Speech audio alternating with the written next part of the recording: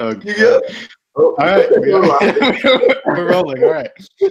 And 3, 2, 1. Hey, everyone. This is Jared Samuels, and welcome to the 15th episode of What's Behind the Game.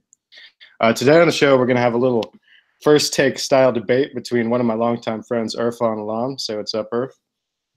What's up, guys? And one of his friends, Sam. So, hey, Sam, how's it going? Good. How are you, Jared? Doing all right. So these two guys love the NBA, and they love to argue about the NBA. So let's get started. So my first question is, what is each of your predictions for the playoffs? Who's your favorite? Who's a sleeper team? So what do you guys think is going to happen here? Irfan, I'll let you go first. Okay. Thanks, Jared. I think the most clear thing that we know about the playoffs is that the Boston Celtics are fundamentally going to lose at least by the second round, for sure. They may not even be able to get out of the Pacers without their best player. That's how poorly they've been playing. I think that the biggest theme that I'm seeing right now with the playoffs is that. So I think back to the Warriors when they went 16-1 in the playoffs. Okay. And when you think about that, you think that that's like kind of ridiculous. And I can't even imagine the Warriors with this team doing that today, right now. And so, like, I think the Warriors are even to some degree vulnerable. And if the Warriors, if the 5-star, all-star lineup Warriors are vulnerable, I think the point is that we're going to see a lot of teams be evenly matched. Like, I don't think there are teams, like even the best teams in the NBA are going to struggle against the worst teams in the NBA. As we can see by the regular season, like the differences in seeding was very marginal, even by the end of the season. So that's why I think you're going to see teams like the Nets, the Magic, and the Spurs and OKC continue to do well, just like they did yesterday. Sam? I have no problem with that take, Irfan. Surprisingly enough, I would have bet on the Celtics making the Eastern Conference Finals just because of the way that the sort of bracket worked in their favor, but I don't see it. I mean, I think Giannis is really good. I think the Bucks are really good, and I think the Celtics have a tough time beating them, especially with that home court advantage. They're a pretty bad road team. I'm a Celtics fan, so disappointing. But why? What do you think would happen? We get into that later, or should I give my Celtics take now? But yeah, I think that there are some really interesting matchups. I think that the West and the matchups in the West might not necessarily shake up with the top seed winning. I think that the Spurs are actually. I think a lot of people are out on the Spurs. I think they have a very good chance of beating the Nuggets just because they have a very similar playing style, and Spurs have Greg Popovich. But I think the most interesting series, in my opinion, so far after day one, and I don't want to start freaking out just because it was day one, but I think Philly and the Nets could be a really interesting series, especially with the potential fallout of Philadelphia losing that series would be pretty fun to watch. I completely agree, actually. I think, Jared, to your question, who's the biggest sleeper right now, NBA team-wise, I think 100% it's the Nets. I don't really think the Spurs are a sleeper team, nor OKC, because they have a lot of star power and history and playoff experience. But if you think about a team that's coming in with a chip on their shoulder and has a lot to prove against a big flashy team like Philly with a bunch of stars, a bunch of really popular stars, I think the Nets are the best sleeper story. And I think honestly, I am confident that they are going to beat the Sixers. I would have said that before game one. I think that like what's going to happen, and you already saw it happen, was that the Sixers are on thin ice, and the fans are going to quickly turn on them if the Nets can pick up speed. The Nets have momentum now that they've won game one. And I think the biggest difference is I think it's the player development. The Nets have phenomenal player development. They don't have stars.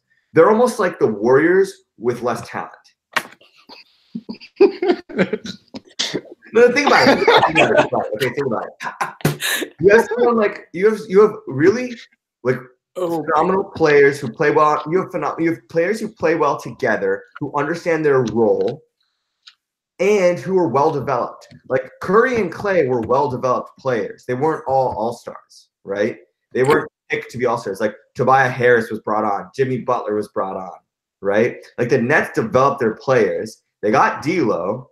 D'Lo got better. He wasn't always this good. He's become an all-star.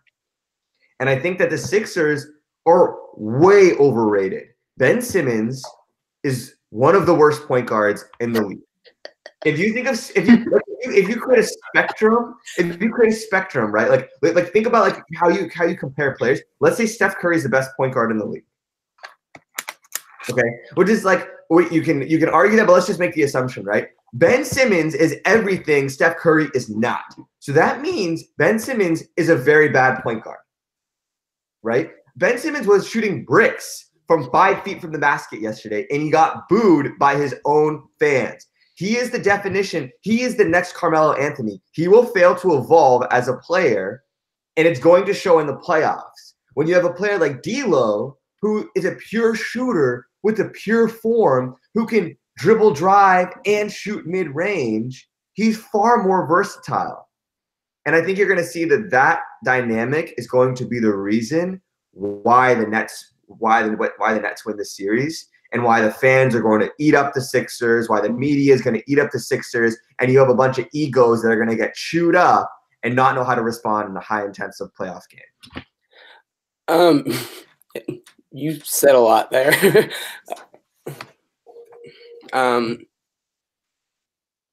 Sorry, one second. Every time. But okay, first of all, I just think it would be really funny if the Celtics lost in the first round, the Nets made it to the second round of the playoffs just 4 years after that trade. Yeah. From just an NBA standpoint, not as someone who's from Boston standpoint, it would make me very sad, but it would be pretty ironic. But I don't think that Ben Simmons is the worst point guard in the NBA. Yeah, sure. But that was certainly a hot take. I do think that he's been overrated, and he's overrated. And I've been saying that since they got waxed by the Celtics in the second round last year.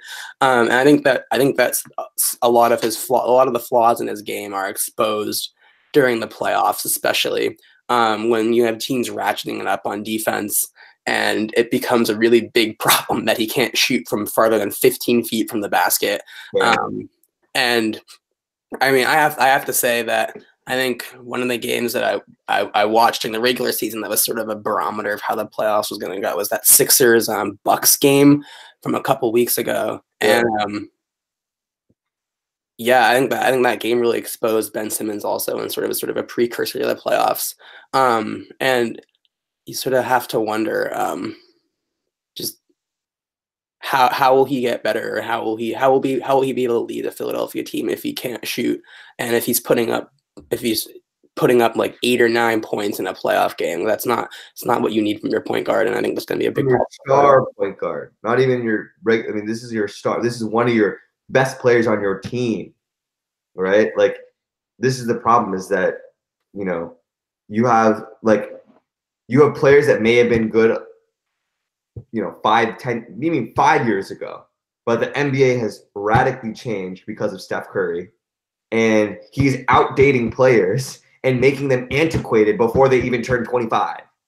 And it's the same thing that's going to happen to Ben Simmons, because Ben Simmons is not like Giannis. He's not dominant in any way. He can pass, but, you know, good for you, you can pass, but the point is to get the ball in the rim, not into somebody else's hands. And as a point guard, like, you need to be able to shoot now. Like, that's the new, like, Magic Johnson was a legendary point guard. He could not shoot. Have you tried playing with him in 2K? He cannot shoot. He cannot shoot. But that's okay, because at that time, that was fine. That was fine. But with the volume of three-pointers, the volume and accuracy three-pointers are being made now, that level of playing style would not work today. It just wouldn't. And so Ben Simmons needs to figure that out. And unfortunately, he's not going to do that in this playoff series. He's going to have to do that in the offseason. He didn't do it last offseason, so I don't believe he will. But I think that's why the Nets are going to win. And I think the Nets are going to win. I agree. I think the Spurs are going to win. I saw Denver live this year. I think they're a very, like you said, very good, consistent team. They play very similar style to the Spurs, but the Spurs have just better playoff experience. The staff has better experience. You have Greg Popovich, who is now the winningest coach in NBA history, the literal GOAT, the GOAT of GOATs. Go. Greg Popovich is on the Spurs, and you have Jokic, who's never played in a playoff game before, who's a phenomenal player, but that's a very big dichotomy. Winningest coach of all time. Jokic is a good player, but never played in a playoff game before. I think the Spurs take it. I think OKC wins as well. Russ is really playoff experience. I think Paul George plays well. His style plays well in the playoffs. He's clutch. That's important in the playoffs. I think they'll come out of. I mean, Dame is clutch too, but I think OKC, Spurs, Nets, biggest upsets in the playoffs. All right. That's good. All right, let's move on to the next question, which is, who is your MVP this year? Irfan, you want to start? You want to take this one? I mean, like, obviously there's I haven't settled on someone yet, and obviously we all know who the top two are.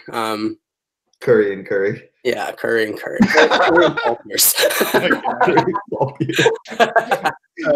No. I mean, I have to think that Giannis is the MVP this year.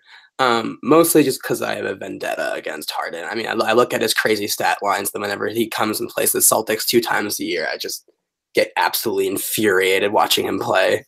But I mean, it's basically the same team that was there last year, plus a new coach, plus a new center in Brook Lopez, that lost in the first round and was the 7th seed in the East, and he elevated them to a 60-win team, has been putting up ridiculous stat lines and in fewer minutes than anyone else has been playing. I think that he's really been carrying that team, although I think that the 1-2 this year are just miles above everybody else. What Harden's done in Houston has been incredible. But I think that just sort of elevating a 7th seed to a 60-win juggernaut is a really big accomplishment. And I think that warrants considering Giannis the number 1 for MVP. Yeah. I actually, I would have to agree. I'm in a similar boat. Okay, but here's the thing. I think we're gonna get into this later. I think that who's the best player like this season, right? Like that's what the award is for. So like Giannis and Harden, that makes sense. But I still think the best player in the league is Steph Curry. So if I had to pick a player to put on my team for a season and a playoffs and a final series, it would be Steph Curry. It would be Steph Curry.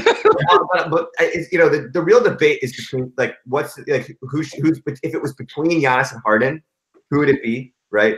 And I can get into my Curry argument later. I have no problem with that. But just to start, let's assume, right, that the NBA has evolved, right? Like we just talked about, and Curry was the driving force of that. So now you have this 3-point NBA. You have more 3-pointers ever taken by players. The seed, everything has changed, right? And then you insert Giannis.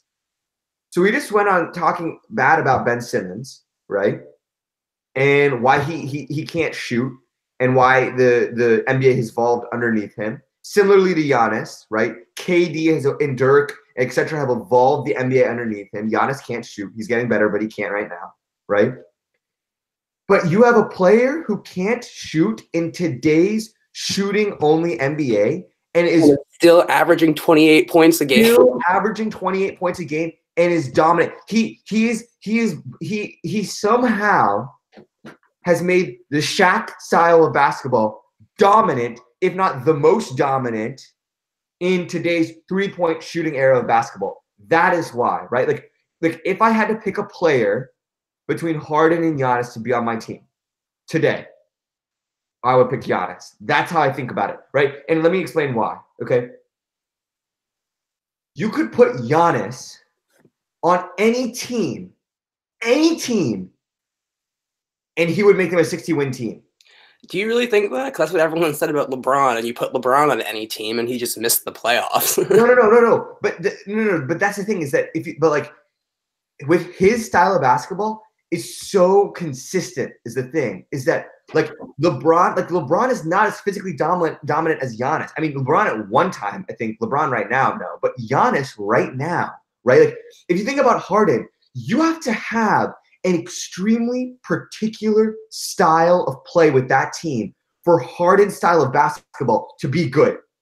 It failed the first half of the season. It failed playoffs and playoff series before. It didn't work last year, right? Like his style of basketball is extremely dependent on the moving pieces around him, right? You need the Mike D'Antoni level of green lights for Harden to go off like he does, right? You need players who are okay not touching the ball. James Harden has his legacy this year, but let's remember 2 important points. He makes all of his points unassisted. He has 60-point games with no assists. No assisted points. Sir, it's not that he doesn't assist the basketball. It's that his buckets are of the product of no assists, right? Point 1. And point 2 is, for the past 5 seasons, he has the most turnovers of any player in the NBA, right? Because his usage of the ball is so high. If you put James Harden on the Spurs, wouldn't work. Why? Coaching style. Inexistent. If you put James Harden on the Bucks, wouldn't work because they have role players who have their defined roles, who can handle the ball, who can also shoot, who can drive, who can pass, etc. Right? But if you put Giannis on the Spurs, that fits into Popovich's style, right? You have a 7-foot guy who can be a point guard.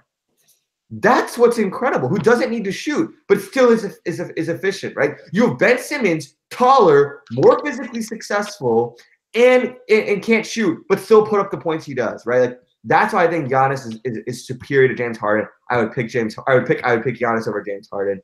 I think that it's a fair conversation. I think it's a fair argument. James Harden is obviously putting phenomenal numbers, but I think that when you think about who would you rather have on your team, ain't nobody picking James Harden. Nobody wants to play with the guy unless you're on the Rockets and you're forced to because Mike D'Antoni is like, great, you're the best thing that we have.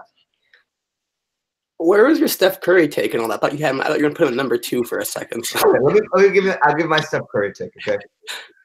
If I had to pick any player, right, to have on my team, Giannis would definitely be up there, obviously. My first pick would be Steph Curry. What about Paul Pierce? Where does he fall? Paul Pierce is definitely a top 3 candidate. No, but in all seriousness, Paul Pierce is garbage. He had a terrible career, and I wouldn't pick him. Got in my head. But Steph Curry on the other hand, I'll give a brief Steph Curry take because I know it's coming later. I think Steph Curry, okay, like this is the most important point. Doc Rivers, Sam Walks' 2008 champion, Doc Rivers, went on air yesterday and said Steph Curry is underrated. Steph Curry, 2-time MVP, 3-time NBA champion, 1-time unanimous MVP, underrated. One of the highest paid NBA players, number 1 selling jersey, 6 different shoe lines, blah, blah, blah, blah, blah, blah, blah, underrated. And he's right. Because you know who else was extremely underrated? Paul Pierce. Tim Duncan. Tim Duncan. Okay? Tim Duncan was extremely underrated his entire career, and I'll tell you the reason why. Okay, I'll tell you the reason why. And I'll pull up a quote. This is an important quote, okay? Chris Broussard once said, Steph is like their Tim Duncan. Duncan sets the tone. Duncan set the tone of the whole organization. It's the same with Steph. He brings the joy, okay? This is the problem. You have great basketball players, and then you have great leaders. And then you have players who are both. Okay? Steph Curry and Tim Duncan are players who are both. Kyrie Irving and Kevin Durant are only one. And that's why Steph Curry was a 73-win team without Kevin Durant. That's why Steph Curry actually has a better record still without Kevin Durant. Not that Kevin Durant isn't phenomenal. Not that Kyrie Irving isn't a phenomenal player, a phenomenal ball handler. But he's not a leader. If you want a team that can sustain success over years, championship level success over years, who else has done that? Tim Duncan. Who else is going to do that? Continue to do that? Steph Curry. Kevin Durant leaves to New York. Love you. Thank you. Next. Steph Curry is the leader. He is the core of that team. They will still be phenomenal. He could put up Harden numbers even in his sleep, especially now that he has contacts. Okay? No reason why Steph Curry is the best player. And it's the same thing. Like LeBron leaves.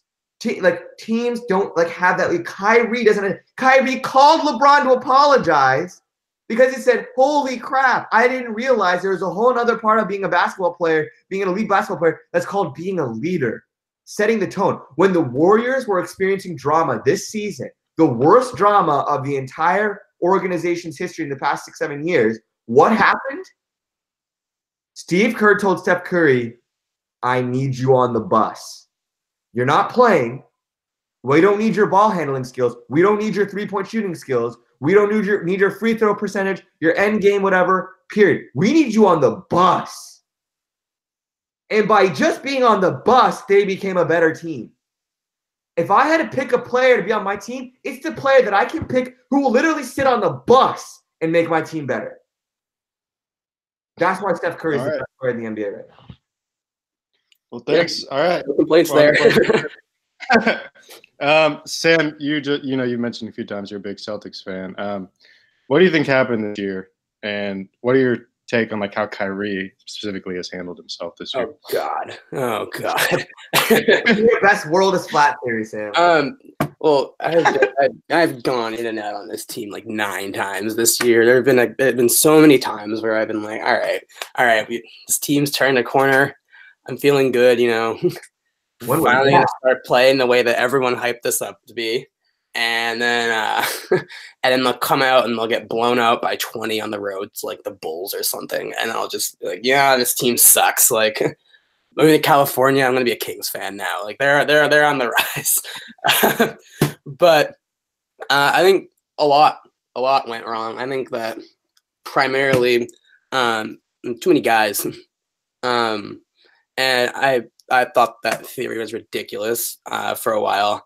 And then the theory that Kyrie Irving they just have too many guys. I think that watching that is really clear because you have a lot of players who are in there, especially guys like Marcus Morris and Terry Rozier who are in contract years. They come in the game and they try to get theirs, and they feel like they need to get theirs. And if you watch the Celtics play, there's a lot of times, and they'll be moving the ball around, and then it'll go into Marcus Morris's hands, and he'll just back down some guy, take a ridiculous fall away, and he'll just clank off the back of the rim.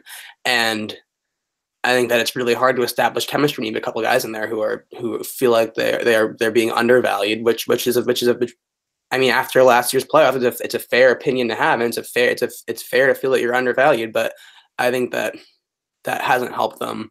And certainly the way that Kyrie has conducted himself has also not helped them. And I feel like he's been really in and out and really moody on the season. There are some times he'll sit there and he'll take responsibility. I have to be a better leader. I'm the guy who's been there before. And then 2 weeks later, he'll be out there ripping Jason Tatum for missing a late shot. And there's a lot going on. I really wish that during the trade deadline they had actually traded a few guys away, so that way there would be sort of more defined roles on the team, and they didn't do that. But which makes going in the playoffs interesting because obviously Marcus Smart is out for probably a month or a month and a half. Yeah, and then might be out for the playoff depending on how far they get. But I'm starting to wonder just having fewer guys. I mean, I love Marcus Smart, and there's always those 1 or 2 playoff games that he just wins by pure effort for the Celtics. But I wonder if that maybe having fewer guys, you can get maybe Gordon Hayward or Jaylen Brown in the starting lineup, who have both been starting to play a lot better towards the end of the season, and sort of get those guys integrated into the offense more. And I wonder that'll actually help them and sort of allow Brad Stevens to define roles in the playoffs, which is, obviously a really late time to do that, but there's a chance that it could all come together. But how much do you think is Brad Stevens' fault in this? I'm curious. Because people are like, "Oh, he's the next GOAT coach, right? He's the Butler mastermind. He led the Celtics team. They didn't have." How much of this is Brad Stevens? Because it's another piece, right? You have your best player who's a poor leader, Kyrie Irving. He was moody. He didn't try to bring the team together. He didn't try to fix the chemistry. He went to the media. He made it worse. But then Brad Stevens has been quiet this whole season. I mean, how much is it the coach responsibility to try and make the chemistry work on this kind of team? I mean, I think that we went into the season not really thinking about how hard his job was going to be, and that he had a roster where there are 9 or 10 guys who should be playing like 30 minutes a game, and there aren't enough minutes for those 9 or 10 guys to play 30 minutes a game every night and get the touches that they want. And so I think that there was a little bit of chatter about how difficult his job was going to be and how he had to allocate minutes and roles. I'm not sure how well that went. But I think that from the sort of the media pieces that I've read, that I feel there's a lot of people in the NBA who think that Brad Stevens is overrated and kind of resentful of this like wonder dude status that he gets. And I think it's really interesting to see the evolution of how the Celtics went from this really overachieving team of, misfit dudes, underachieving, to the star-studded roster that's really underachieving. And it's really funny because if you look at the Celtics versus the Clippers, you had Doc Rivers, who had just left the Celtics, who had this really star-studded roster that kept underachieving and blowing playoff series in the second round of the playoffs every year. And you had the Celtics, who made it to the conference finals before Doc Rivers, who left to avoid a rebuilding era, did. And now they're sort of in this opposite situation where you have this really overachieving team of misfits in Los Angeles, and you have this like roster of clashing veterans and young dudes on the Celtics with Brad Stevens, who is supposed to be this like god of creating something out of nothing. But I think just watching the games has been a little bit frustrating also, because you see, well, I think, for example, the game we went to against Denver, the Celtics, were missing rotations in the first half, and they're leaving these guys wide open from 3, and they were hitting them, and they're just missing these rotations, not closing out. And then we go into halftime, and that's when you're supposed to deliver your butt kicking to your players and say, hey, we're missing these rotations and stuff. And they come right out of halftime, and the Nuggets hit like 3 straight threes or something. Maybe it's only 2, but they had a couple of really wide open looks, and it's just like, how I noticed this, and why wasn't this message delivered? So I think he's certainly not blameless. You bring up a really good point. I think this is a very interesting point that doesn't get talked about enough in the NBA. Okay. Right now, there is an obsession with stars. Okay? And this is why the Nets piece is such a fascinating piece. This is why the Clippers pre-Tobias Harris trade was such an interesting story in the NBA. Okay. And this is why you have teams like the Lakers and the Celtics, storied franchises, underachieving this year. Okay. Is because of what the Warriors have done, there's an obsession with star power. But here's the important piece. Okay. People are trying to fight fire with fire. They think they're trying to fight fire with fire against the Warriors, right? You have people like LeBron who are risking team chemistry, who are shooting his team in the foot to get stars, to get Anthony Davis. I will put you out on the streets for Anthony Davis, right? And then you have teams that are overachieving. Who are the teams that are overachieving? You have teams like the Nets, the Spurs, right? Because what do those two teams do really well? They have really phenomenal player development. What did Luke Walton do very poorly this year? He failed to develop young and up-and-coming stars. Did they have any young and up-and-coming stars? You could make a good argument. You could make a good argument that those players are worth enough. Like, you put those players in other teams. Like, here's the problem. You are fundamentally not understanding the prowess of the Warriors. That is what the NBA is getting wrong. They think that the solution is star power. That is not the solution. The Warriors did not get good through star power. They got good through player development. Steph Curry, Klay Thompson, Draymond Green were all underrated players. They were all losers. Do you know? He played well at Davidson. Fine. Everybody counted him out. Look at his scouting reports when he was in middle school, when he was in high school, when he was recruited in college. he was not going to be as great as he was. But guess what? They developed him. This is why the Warriors have sustained greatness. It's because they have created player development, which is attractive star power. Okay, this is important. This is important. People don't understand that they are skipping steps here, right? The Lakers are trying to skip steps. They're on an accelerated timeline with LeBron. Fair, but they are trying to skip steps. The steps that they're skipping are the player development pieces, right? The Warriors are the most phenomenal team in NBA history because they combine player development with star power. It's the Spurs. It's the 2014 Spurs plus better talent. Man, you keep saying all these ridiculous things in the middle of your monologues, and then you say something at the end, and you like conclude with something that's completely reasonable, and I keep wanting to like blast you for saying these things. This is important. You understand my point? You understand my point? This is important. Man. Like, you have teams that are vying. Like, the Rockets are like, oh, I'll just bring Melo on, and the team will be better. I'll just bring a star on, and the team will be better. The Celtics, I'll just bring the Celtics are a perfect example of this. Okay, but didn't the Celtics do everything right according to your right? They developed their players and they had their stars. Shouldn't that have worked according to your model? They're obsessed with star power. That's why they're obsessed with keeping Kyrie Irving on. The solution is not to keep Kyrie Irving on. Right? The solution is not star power. The solution is like your team did better without Kyrie Irving. Why? Because your team was more focused on player development.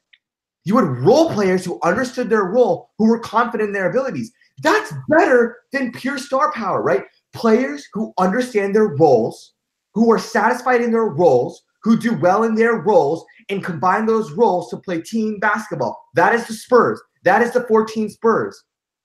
You do that.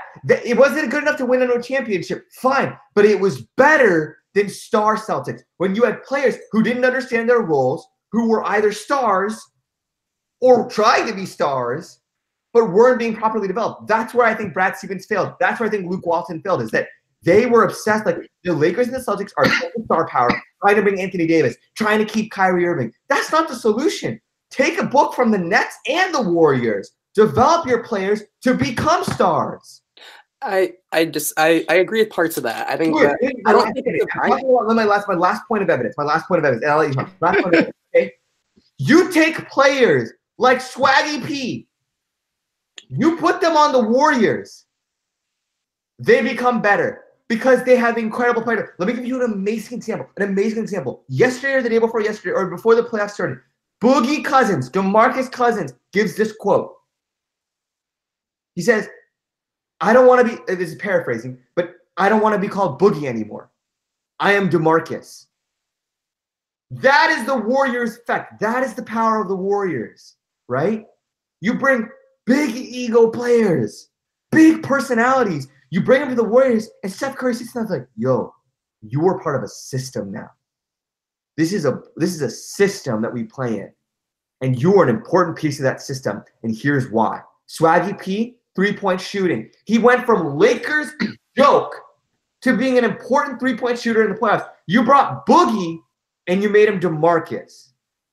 That is the power of the word. That is the player development. And that's the piece that other teams need to learn from, not the, oh, I have good stars. All these stars, like Warriors have all these stars. No, they had well-developed players who became stars. You need to develop your players to become stars. The key is to not just pick up stars. Because if you pick up Kyrie Irving, it doesn't just mean you're going to magically work. Worked last year. No, it didn't. It worked without him. See, I think you're in a pattern of very binary thinking here, Irfan A. Smith. Please allow me. Because I mean, if you look at that Celtics Cavs series, for example, the Cavs team was not good. Cavs. When was this? Last Eastern Conference Final. Yeah. You don't think that having Kyrie Irving, when the Celtics forgot how to score in like the third quarter, you don't think that having him just get a couple buckets and calm them down would have helped them? You don't think they would have won that game? You don't think they would have won a couple of those games on the road if they had someone to calm them down when they came out? No. Here's important. Ready? Kyrie Irving is net negative. That's the problem. He's gross positive in some ways, but he's net negative. If you add him, he gets a couple buckets, gross positive.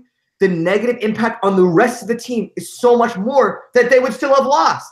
That team would have made the finals if he hadn't had that knee injury. Why aren't they making the finals this year? Because he's net negative. Unfortunately, he's net negative. And that's not necessarily him on any team is net negative. Him on this specific team where you have other players who think they're stars, who are actually pretty good, who don't need a heavy ball handle like Kyrie Irving, it becomes net negative. I don't think him on the basketball court is the problem with this team. I don't think that's true. There are other on the basketball court is a problem with the team. I think that it's problematic. I think that it's problematic for teams. I'm not saying it's. Well, I think it's problematic that you have players that the league is so star-centric now for team building. I think it's a really bad thing for team building because you have Kyrie Irving doing things where he injures his knee and then decides he wants to go to the All-Star game so he can kiss Kevin Durant's butt and so they can joke about how they DM each other on Instagram and all that garbage. And they let him play in the All-Star game despite the fact he just missed a couple games with a knee injury. And the reason they let him do that is because it's like, oh, well, we have to re-sign Kyrie so we can't upset him. And that is garbage. That's the problem. They're so obsessed with keeping him. Like, this is what exactly your point, Sam. This is important, right? People are going crazy right now about Kyrie and KD teaming up. Kyrie and KD. You think Kyrie and KD are going to fix the Knicks? You have a guy with 6 burner accounts and another guy who thinks the world is flat. Right? There's no leadership in either of them. That's why KD to the Warriors was phenomenal. Because KD is a beautiful player who's a phenomenal basketball player. And you put him in a system with a phenomenal leader, you get bucket championships. Kyrie and KD together with poor ownership management, that's a disaster. That's good for the NBA. And I definitely don't understand. KD, if you're listening to this, please don't go team up with Kyrie, because you know what's going to happen? You know what actually the most interesting thing that would happen is if Zion went to the Knicks, he would be the reason that they become good, because he is the next future leader of the NBA. Guarantee you. He has those qualities. That's what people don't – he's very inflated as a player. I love Zion. I'm a huge Zion supporter, but people actually miss the thing that's best about him. And you find it in his interaction between RJ Barrett and Zion Williamson. He is going to be a future leader. And if he goes to the Knicks, maybe. But just Kyrie and KD, think about that. Kyrie, KD? What? Who? Like, it's like people are forgetting about what basketball, what makes a team a team. Star-powered basketball does not just mean, like, this is why the Sixers suck. They're just trying to pull in talent. People are forgetting about the power of home-growing talent. Like, all these NBA players are phenomenal. People forget that they are all good. You know how good you have to be to get to the NBA? Yeah, I've always said that Brian Scalabrine could have averaged 20 points a game on more minutes. No, but think about it. There are so many players in the NBA with the right player development could be really good. I guarantee you, Lonzo Ball was on the Warriors and LeVar Ball was not his dad. He would be a phenomenal player. Or if he was on the Spurs. If Greg Popovich, if he was on the Spurs, he would fit in great. Other than LeVar Ball being his dad, and Greg Popovich would want that on his worst enemy. Like, that's the point, right? It's like the Lakers were bad because they didn't develop their young stars. And LeBron is selling them out for star-powered basketball because guess what? He has lost to the Warriors too many times. And he thinks the answer is star power. But the Warriors are not good because of star power. They're good because of player development. Irfan, what was the last team that won the finals without star power? Spurs. And Tim Duncan and Kawhi Leonard. Yeah, Kawhi Leonard was, I think, their only player who was a star, who was a star level. Tim Duncan was great. But no. I mean, Tim Duncan was great, but I mean, he was at the tail end of his career when Kawhi Leonard was there and they won that championship, right? Like, same with TP and Ginobili. They weren't playing prime basketball, right? Like, None of them were ever considered. Tony Parker was the best player in the series, the series with Miami the year before, right? But year right before that. But he wasn't the best point guard in the league. He's the best player on the Spurs, and I think he was an all-star that year. He wasn't the best point guard in the league. I think he was an all-star that year. You should look it up. Was he a starter? When did Tony Parker start on the all-star team? I'm gonna look this up right now. When did he start? That's the thing. The Spurs didn't have starters on the all-star team. They had phenomenal, well-developed team basketball. Magic Johnson. And go watch that video. You young kids watching this, go watch that video. It's Magic Johnson. Tony Parker was an all-star between 2012 and 2014. He was what? Tony Parker is a 6-time NBA all-star. Starter? Every year between 2012 and 2014. No, starter. I'm talking about, when I say all-star, I mean superstar. I think the NBA is obsessed with superstars, not like D-Lo. The NBA is not obsessed with D-Lo, right? The NBA is not obsessed with. Now you're underrating everyone on the Spurs again, just like how you said that was happening earlier. You said Tim Duncan was on. You roped Tim Duncan into this wild Steph Curry take, to keep me hostage, and you told me he's underrated. Now you're underrating him. No. He's not. Like, I'm talking about his like playing on the court. Playing on the court, Tim Duncan in 2014 was not the most important player. Kawhi Leonard was the only superstar on that team. He was the only superstar on that team. Tim Duncan was not a superstar on that team when they won in 2014. That's not the point, though. It doesn't matter if he was a superstar. The point is, together, they were a super team. That's the point. It's that people are forgetting that you can win championships and be a super team without superstars. Super teams without superstars. You don't need superstars to have a super team. That's why the Warriors were great. They had great players who became superstars. They one-upped the Spurs. The Warriors are Spurs 2014 with more superstars. The only team I can think of that fits your team building model that's ever won a championship in my lifetime are the Detroit Pistons. And that was after the Lakers, who had the exact problems that you're complaining about right now, won like 3 straight championships. No, hear me. It's not like you don't need superstars to win championships. Like the Nets are not going to win a championship. The Nets are not going to win a championship. Okay. So what is your team building solution to this dilemma?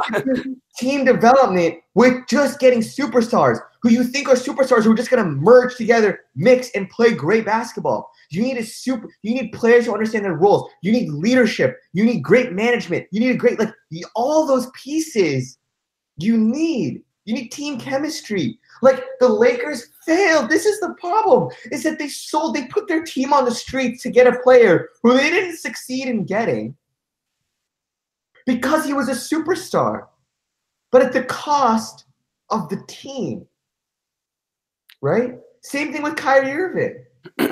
You get a superstar and you try to keep that superstar at the cost of a team that played well together, who knew their roles, who were a super team together, who made it to the Eastern Conference Finals and only lost the greatest player of all time, LeBron James, arguably, right? Whatever. Like, that's the problem, is that it's not that you don't need a superstar to win. The Nets need a superstar to win, but you can't substitute that part of the process. Okay. That part of the process. That's what the Spurs did that was great. That's what the Warriors did. That's what the Nets are doing that are great. That's what the Lakers and Celtics need to learn from, is what I'm saying. I think the Celtics did everything right and just ended up getting very unlucky. I think the Celtics did nothing right, and they got exactly what they deserved. They did exactly what you said they should do. They drafted young guys. They developed them. They got their star, who didn't technically have to be their leader, but decided he was going to be their leader anyway. He did a terrible job of it. Just like, what if Kevin Durant had gone to the Warriors and decided that Kevin Durant wanted to be the leader because he had gotten to he'd been in the league. He had probably had the most playoff experience of anyone. He probably played the most playoff games. So what if Kevin Durant said, "I'm the only one who knows what it takes. I'm Kevin Durant." Don't you think? Yeah, you're right. This is bad luck. No. But the Celtics made no mistakes when they brought the team together, but they made mistakes this year when they thought they just kept cramming the solution as Kyrie Irving is the solution. Kyrie, trade that guy. Get a better leader. Get more role players who fit in that team chemistry that you can develop to be even better players, right? I don't know. I think that you're right that they followed the mold correctly. Well-developed role players, bring in a star. It should work. It didn't work. So don't don't keep making it work. Leverage what you have, get more. Anthony Davis also not a leader. You should, like, just putting Anthony Davis on the team is not what's going to make it happen, right? Like, Sam, who do you want? What do you want? What do you want the Celtics to look like next year? Oh God. What's the problem to you then? What is the problem? I don't know how to fix this team. I would not be sad if Kyrie Irving left. I would not be sad. Yeah, me neither. I would be more sad if he signed one of those stupid 1+1 deals and held the team hostage for another year. Yep. I'd be very sad about that. Yep. I would also not be sad if he's like, you know what, like the Knicks are a disaster. Like the Clippers are the Clippers. I'm gonna stay here. I'm gonna sign a 5-year deal. I would not be sad. Yeah. But then I would be sad. I would be very sad if they signed Marcus Morris to a 5-year deal. But I think that in my ideal world, Paul Pierce comes out of retirement, Isaiah Thomas comes back and leads into a championship. Next question. Jared, I feel like we derailed this whole conversation. Yeah, we're at like 50 minutes, so I'm going to have to skip a couple. But I just want to go into this one. Did you like it like that, or would you prefer it more like we stick to the topic and just like keep going one by one? No, I like it. We're at 50 minutes, so it was too long then. I mean, we can go over a little bit, and you can like use this as like a second episode. Like you can cut parts and like. Okay. Yeah. Who's your best team of all time? Like you use it as like a separate episode if you want. Oh, these are good questions. I'm sorry we blew through that one so quickly. Yeah, Jared. No, the next one. Recently, Dirk and D Wade retired. Where do you have them ranked all time? And Sam, apparently you think Paul Pierce is better than D Wade, so I just want to get your take on that. And yeah. Where do I have them ranked all time? That's a good question. Like rank Dirk, Wade, and Pierce. I hate doing this.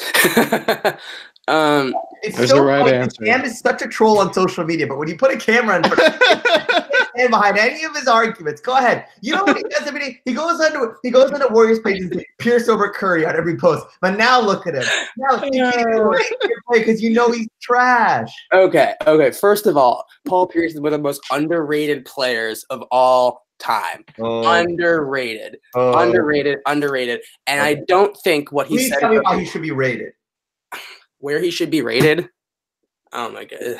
Quantitative stuff. So I want to talk about what he said about Dwayne Wade. Because I don't think it's as ridiculous as what everyone says it was. It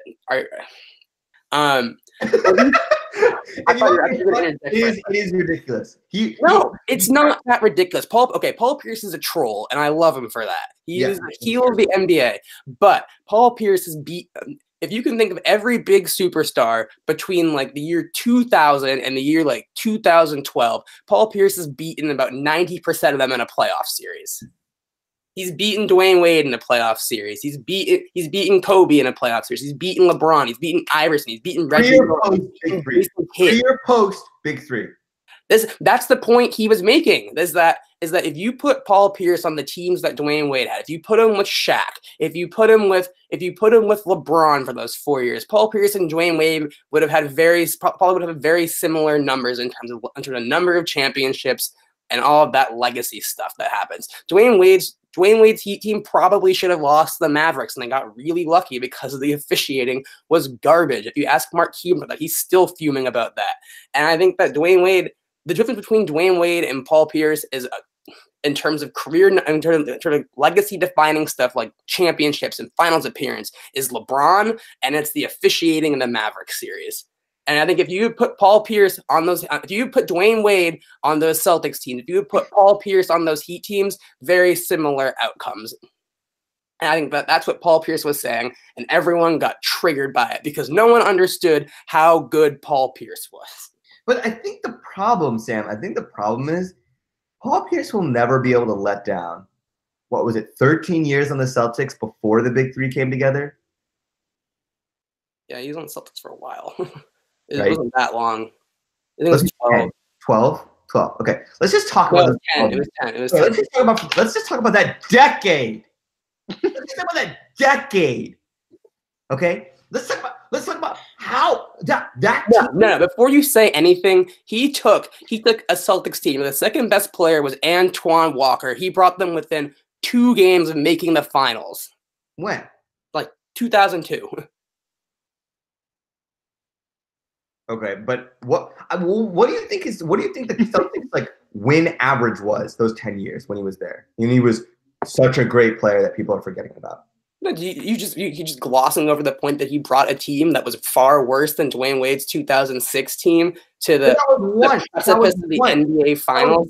That was once. What about from playoff teams? The majorities of what about 2008? Where was Paul Pierce? Where what? 2008. Those 6 years. Where was Paul Pierce? Making the playoffs most of the years, comparably to the way that Dwayne Wade's Heat were a 5 seed at best without Shaq and LeBron. I don't think this is ridiculous. I don't think that take is as ridiculous as everybody thinks it was. I think people just have recency bias by the fact that Paul Pierce, the end of Paul Pierce's career, was him being a guy who didn't get very many minutes in the Clippers. I think that people have recency bias for Dwayne Wade. I think the other thing is like we have the social media era, right? So I think Dwayne Wade is just a beloved player. I think he's a beloved story, the family. He's around LeBron and like he's got a lot of star power. Dirty player. Yeah, I agree to some degree. I think that like I love Paul. I mean, I was a fan of I became a fan of basketball in 2008 when the Celtics, like that was my team. Like, I loved the Celtics. Yeah, so I don't remember him dragging garbage teams to the Eastern Conference Finals. Yeah, but the thing is, like, I don't know. The question is, would I rather have Dwayne Wade or Paul Pierce on my team? Paul Pierce. But why? Why basketball-wise? Well, I think that Paul Pierce was a little bit before his time. I think that if Paul Pierce were in the NBA now, we'd think about him differently. You know, because when he started out his career, he was, he wasn't quick, and he was playing the 2, and he was guarding people like Tracy McGrady and Kobe Bryant and Jason freaking Kidd. And now he'd be playing 4, where he'd be guarded by guys who are quicker than him. He's like I think he was like the 3rd or 4th leading 3-point shooter in the history of the NBA before people really started taking threes. So if he had the liberty to really stretch the floor and be guarded by these big guys who he's quicker than, I think that Paul Pierce would be putting up much more gaudy numbers now than he did in the beginning of his career when he was in his prime. I think you made the most convincing point there. I think it comes back once again to Steph Curry. Can you stop? Let me explain why. Let me explain why. Okay, the game has evolved to be Steph Curry's like 3-point shooting outside the arc. Dwayne Wade got lucky. Here's why. That's what I just said. No, not because of LeBron. Not because of LeBron. His game got lucky. He, like Melo, never evolved. Chris Paul, Dwayne Wade, Carmelo Anthony never evolved. I think Chris Paul evolved. A little bit. Better than Wade and Melo. But you know who evolved? LeBron evolved. LeBron became a significantly better 3-point shooter than he did when he was at the beginning of his career. Yeah. Just statistically, like he is, and he worked on his game. Like that is why he's still relevant, because he can shoot threes and do all the other amazing stuff that he can do. Can we talk about Dirk quickly also? Well, okay, but I think here's my point though. I think that I think I would also agree with the answer that I would rather have Paul Pierce on my team today, because his game was actually evolved. Like he was a little bit ahead of the curve. He could shoot threes. That's a very good point about the defensive aspect. That's why Dwayne Wade hasn't made a team good since LeBron left. I rest my case. Neither did Pierce, but Pierce, I mean, they're both old and whatnot, so that's fair. But I think like if you put prime Dwayne Wade and prime Paul Pierce in the NBA today, Paul Pierce is better. Yeah, I'd probably pick Paul Pierce. I think that Dwayne Wade, though, is still. I think he was a great leader, though. I think that when the Heat were good, I think it was still his team and not LeBron's team. So I think there's a Tim Duncan piece of that. Like, I think he was like a really good leader, and I don't know if Pierce was as good of a leader. I just want to say, do you remember the time when the whole Dwayne Wade, Jimmy Butler situation blew up in Chicago, and Rondo posted an extra on Instagram of Paul Pierce and Kevin Garnett and subtweeted the heck out of Dwayne Wade and Jimmy Butler, saying all these leadership no-nos that those two did that Paul Pierce and Kevin Garnett never did. I just want to put that out there. Yeah. But I do want to talk about Dirk for a sec. Yeah, let's talk about Dirk. He's kind of an enigma. Yeah. I feel like everyone really thought of him as like a guy who couldn't really get it done in the playoffs, and then he destroyed Kobe's and LeBron's dreams that year, and it was amazing. I loved it. And then sort of the narrative on people like him and Jason Kidd shifted. I thought it was really interesting. I don't know. Do you think he'd be getting this like whole send-off if he hadn't had that crazy 2011 playoffs? Well, I think you're right. I think it was that he beat Kobe and LeBron. Like when people remember Dirk, they forget he beat Kobe and LeBron. Both very still good at the time. LeBron Paul Pierce did that too. At his prime. Paul Pierce did that. Yeah, but LeBron wasn't at his prime. LeBron wasn't at his prime. It was one of LeBron's best seasons. LeBron should have won the MVP that year. I don't remember if he did, but he probably should have. I think LeBron was MVP. But for Dirk's sake, I think you're right. I think Kobe won the MVP another year that Paul Pierce beat him. But yeah, Dirk is interesting. Nobody call it Sam. Paul Pierce, Kobe. Classic Boston. Classic Boston. I think Dirk. I think that if you think about like this is actually really important. This is another really important point. Okay. Players who are really like phenomenal are always ahead of the curve, right? They're ahead of the curve, and they in some ways bend the curve. Dirk was ahead of the curve, and he bent the curve for Euro players and for tall players. Right? He set the stage for KD and for Giannis. The Euro aspect, like people would care about European players, and the tall people can shoot aspect. Kevin Durant, right? No D, but was your question there? Well, but that's the thing, right? And you know who's bending the curve right now? Sorry, you know who's on top of the curve right now? You're gonna say Steph Curry. Luka. Luka is the next Dirk in that sense, right? He is ahead of the curve right now, right? Like if you think about like the next best player in the NBA, okay?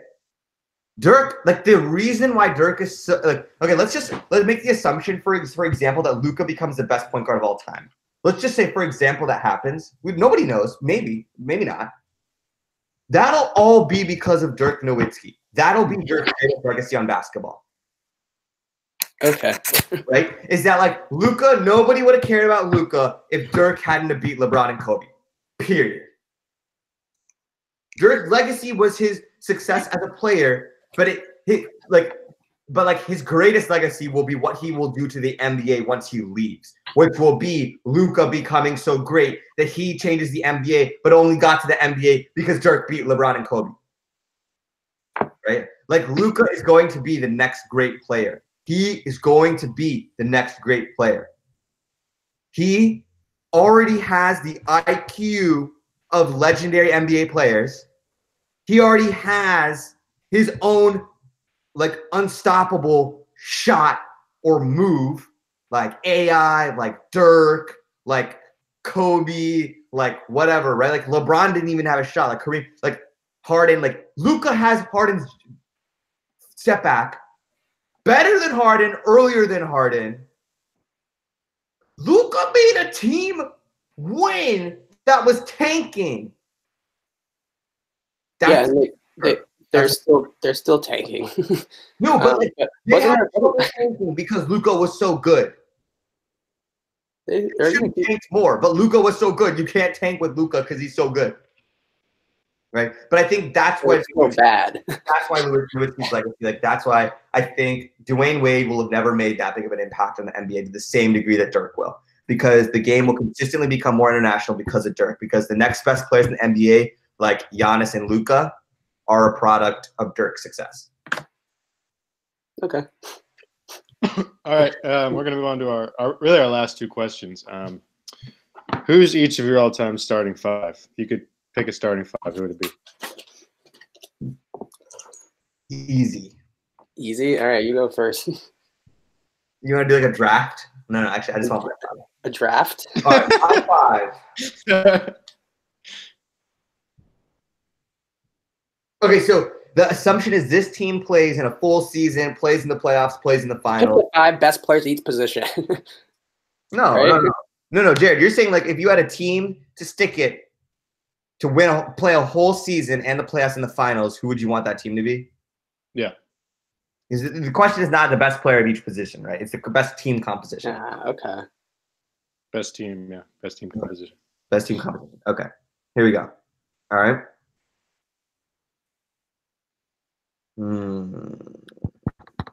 Thought this was easy. Well, I know some, right? Okay, so here's I'll think out loud. Okay. Staying true to what I've been talking about today. Okay. I would put Jordan.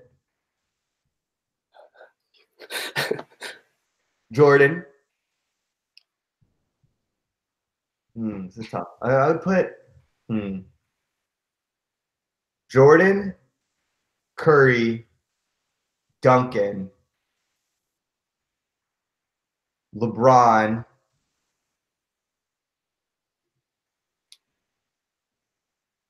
KD.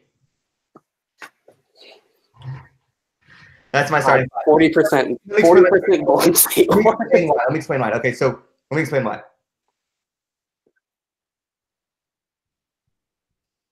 You have leadership in Jordan. Like, I think Steph and like you have just phenomenal leaders. You have people like this team. Like, it doesn't even matter if they had a better talented team was up against them. Whatever Sam says, like this team would sustain greatness for decades together, right? Because you have unselfish, competitive, team-oriented players.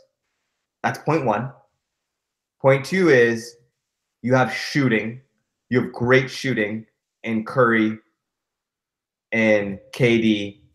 And then with MJ, not beyond the arc, although MJ probably would have evolved and been a great three-point shooter. I think MJ would have been a better three-point shooter than LeBron is if MJ was in the NBA today. But I think so. You have great team composition in terms of like leadership, in terms of like chemistry. I think you have great shooting. You have great defensive ability with Jordan, Duncan, KD, right? Like KD. You don't need KD to be a great leader.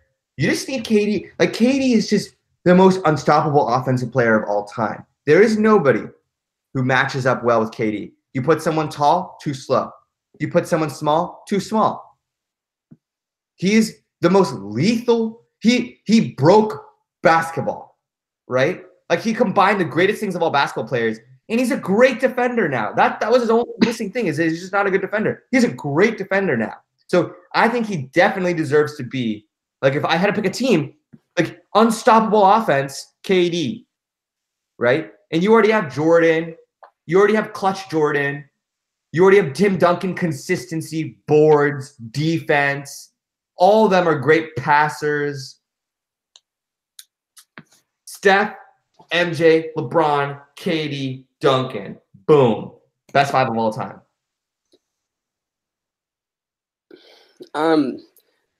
This is still a loaded question because I don't know. I don't know whether I want to put like 2 big guys in it or like traditionally the center or power forward. It's in today's NBA because today's NBA is going. Like the NBA is evolving and getting better. So let's assume it's today's NBA.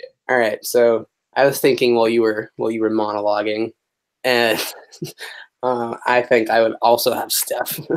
What? Okay. Wait, what? Hold on, I need to go pull up all your Instagram comments right now. Curry over Pierce. Curry over Pierce. And then Really? Then I would clone. I need to hear you say why Curry deserves it. Then I would clone Paul Pierce and have him play the next 4 positions. Wait, why? Why Curry? Let me finish my starting. Let me finish my starting 5. And I have Jordan playing the 2. Then I put Larry Bird playing the 3. LeBron playing the 4, and then Kareem as the center. Yeah, seems like Kareem too. So you have LeBron at the 4 and Larry Bird at the 3. Or they interchangeable, really. Yeah. I guess the 3 and the 4 are the same thing now. Because Bird was a power forward, right? Bird was a small forward. He wasn't. I thought he played a power forward at some point in his career. He would play power. He probably would play power forward in this stretch 4 in today's NBA. Yeah. Bird, I just don't know. No, Bird was great. Yeah. The man could shoot. Yeah, no, he could. He was just slow. Right? He was. Like, compared to today's NBA, he would just be slow. I think he'd just be too slow. I don't know. I mean, you can't. If I could do one thing, I'd have an NBA time machine and just move players around just to see what would happen. But think about it, right? Like, I think he'd be too slow. I think that's how KD. I'm gonna stick with my 5. We can duel it out on whatever. What is it? Blacktop. Like top. You can cut that out, Jared. Okay, but defend why Curry? Why is Curry and not Magic? Why Curry and not whoever? I didn't hear you say it on national television. I think you're right. I think he's a very underappreciated player. He is 2-time MVP. Probably could have been more if people don't get like recency bias, sort of the other way of recency bias. Yeah, he's a phenomenal basketball player. I think him, Allen Iverson, and Magic Johnson are probably the best point guards. Allen Iverson, Magic Johnson, and Isaiah Thomas were the best point guards to ever play. And I mean, if you're thinking about today's NBA, it's all about shooting and who's the best shooter among them. Curry, baby! No, I mean, I'm so glad this is gonna happen in the future. Like when you look back, I don't think it's ever going to happen again. I miss power forwards. A unanimous MVP. Unanimous MVP. I miss power forwards and centers. I only recently learned this actually. Supposedly, do you know how many people vote for the MVP? LeBron should have been unanimous MVP that one year that the Gary Washburn from the Boston Globe voted for Melo. Think about that. I mean, you have to be the most beloved and best player. Think about it. 100 people vote. It should have been LeBron should have been a unanimous MVP. There's just that one salty 100 people vote. All 100 people said Curry. Why? Because that was the year it was official that the NBA had changed forever. And that'll be the single greatest moment of his career, is that exemplified that it was unquestionable he had changed the NBA and that he was the pinnacle of that change and the pioneer of that change. Which is why I guarantee you, with LeBron floundering now, Steph Curry will be the greatest player of our generation.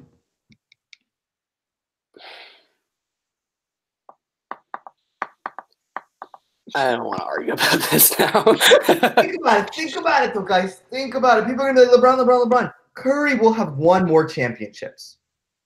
Curry will have beaten LeBron more than LeBron will have beaten Steph. Curry would have changed the NBA. LeBron did not change the NBA. The only thing LeBron did was make the NBA more mobile. Colin Cowherd talks about this all the time. Jordan made the NBA global. Magic and Bird saved the NBA. Magic and Bird saved the NBA. MJ made it global. LeBron made it mobile. Steph Curry made it the three-pointer. But if you compare those two things, any really phenomenal player could have made the NBA mobile. LeBron was the first one to figure out that it was okay. Right? Like, if Jordan did the same thing LeBron had done and switched teams and made super teams, like, Jordan would have made the NBA mobile. Right? LeBron was just the first one to do it. Nobody could do what Steph did until Steph did it because no one thought to do it and no one was able to do it. That is why Steph's accomplishments will be greater, both statistically and legacy-wise, than LeBron by the time both of them retire.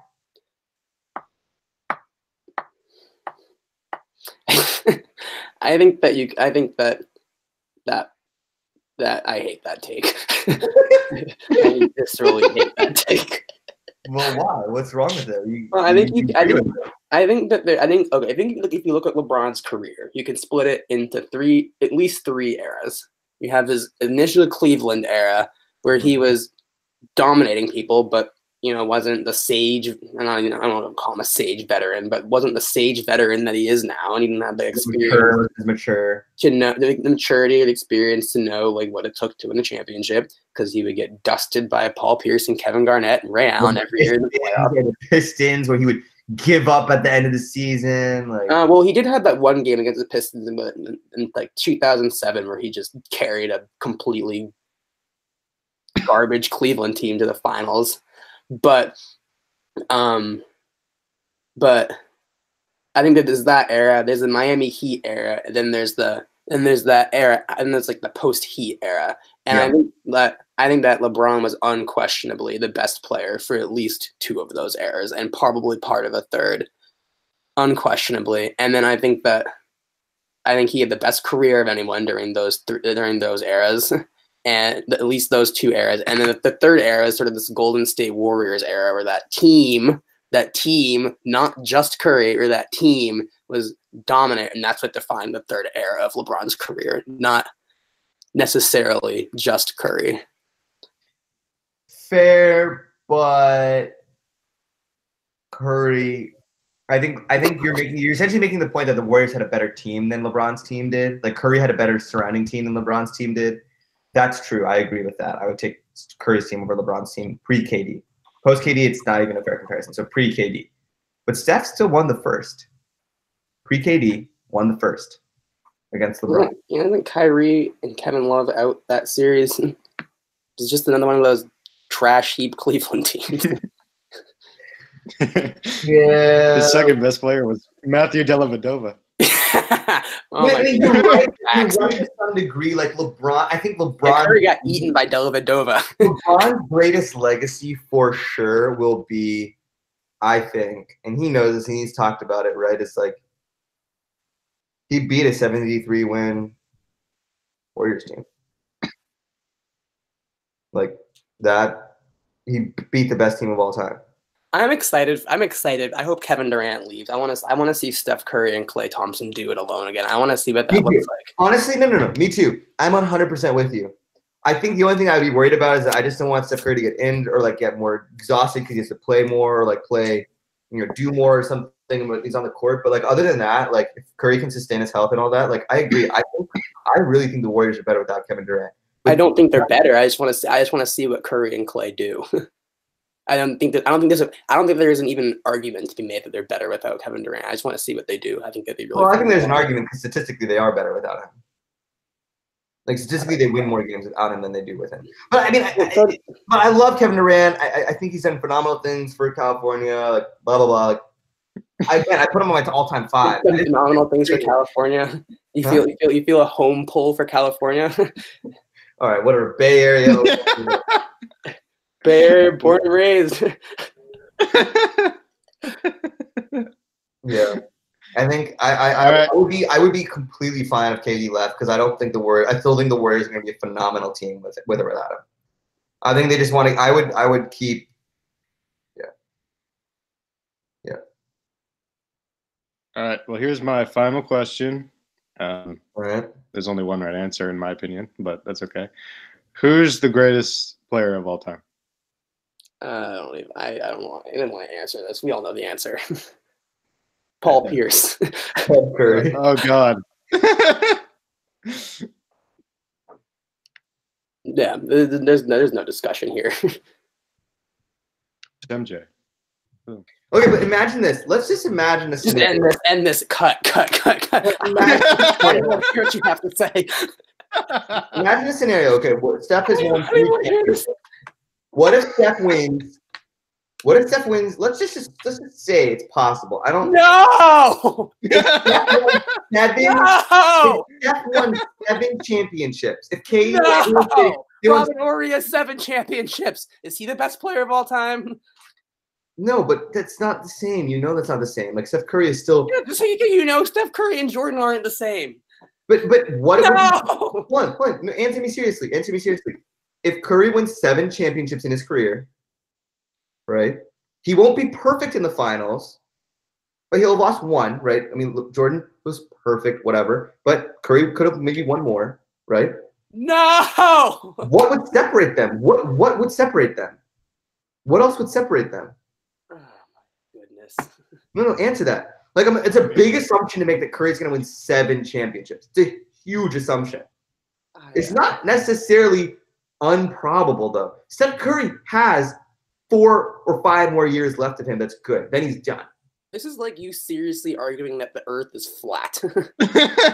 You can't respond to my question. No, this is just No. you asking me. What if the Earth was flat? Would the Earth be flat? No. What would separate? That's what you're asking me. Curry. You're saying what if Steph Curry put the team on his back and won and ripped off 6 straight championships, being the best player in the team? That's not going to happen. He's still the best player on the team. Kevin Durant is not the best player on the team. Everybody knows that. It's Curry's team. Everybody knows that. That's a ridiculous hypothetical. I'm not gonna answer that. Fine, you don't have to handle it, but everyone listening should handle it because you need to think about it. Like Jordan is consistently Skip Bayless's go-to argument against LeBron James and Jordan. Jordan was perfect in the finals, and he won more championships. Right? Like, if Steph Curry, I mean, you and I never watched Jordan play. Yeah, you watched Steph Curry play. You love Steph Curry. I'm gonna cut in here. Jordan was a far better defender than Curry ever will be. That's a good point. Jordan averaged 30 in an era of hinching, or his career. So there we go. I don't even want that. I don't even want to be part of the podcast. that was embarrassing. All right, guys. All right, that's good. Good stuff. I'll let you all know when it's up and edited and everything. Okay, Jared, do you want to do a send off, like a thanks everyone or something? Yeah. All right. Well, thank you so much, y'all. Thank you for coming on. We'll definitely have to do this again, maybe heading into the off season or something like that. And we'll check y'all next time on What's Behind the Game.